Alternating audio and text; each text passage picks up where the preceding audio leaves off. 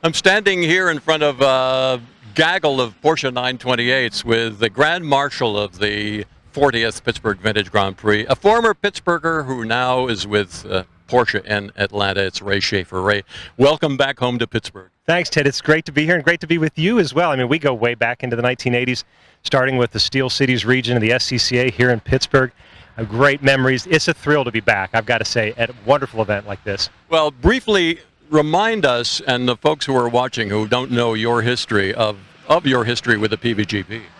Well, I came here as a teenager in the 1980s. There was nothing like it at the time, and for me it opened my eyes to the world.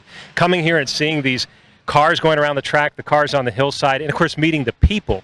It just really took everything out of the pages of Road and Track magazine for me and brought it right to my front doorstep here at home. And it's been just an incredible door opener for me ever since.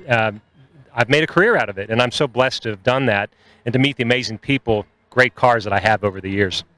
Well, as I mentioned, we're standing in front of Porsche 928s, and I don't know that I've seen that many 928s ever in one place. Yeah, the 928 is a very special model in Porsche history. It was originally designed to replace the 911 back in the 1970s. It had a run from the late 70s all the way up to the mid-90s. At some point midway through there, they decided they were going to continue to produce the 911, so that never actually happened. But it was designed to be a grand touring car, V8, everything the 911 wasn't, V8 front engine, water-cooled at the time. And so an amazing car, never really built in huge numbers, but nevertheless, very expensive car, very wonderful car for traveling over long distances. And they've got quite a following today. Porsche Classic, of course, still builds parts for them to help keep them on the road. So we hope to see more of them at gatherings like this as the days and years go by. Now, within the Porsche Club and the PCA, the Porsche Club of America, is a big club.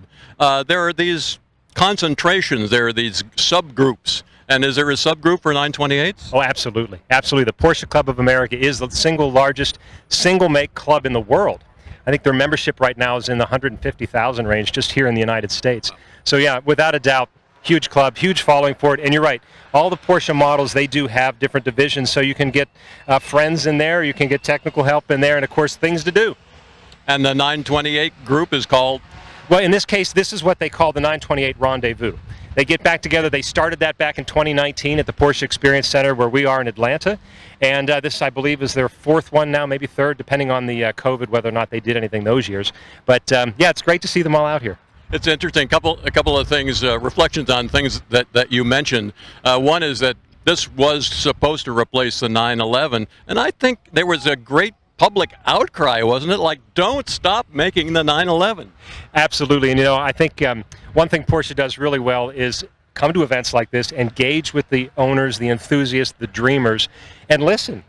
And you find out what people are thinking, what direction you want to go, and it's really fascinating. It's a lot of fun to be a part of that, for sure. But I really admire Porsche for that, for listening to enthusiasts like us. And doesn't it seem, though, that they're kind of locked in now, like they can never not make a 911? It feels like that, doesn't it? I mean, coming up soon on the 60th anniversary, hard to believe. It is. And the 928 is an interesting model because, as you say, it was really designed as a grand tourer, and it's one of the few Porsche models that I don't think was ever raced.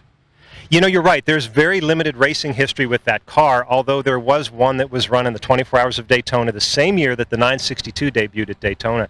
It was run by Brumos Porsche, my old alma mater of a dealership, and yeah, they had Vic Elford in the car along with Bob Hagstead, and they did all right for a production car, basically. I'm here with our Grand Marshal, Ray Shaffer, and we're going to wander around and look at some more great Porsches.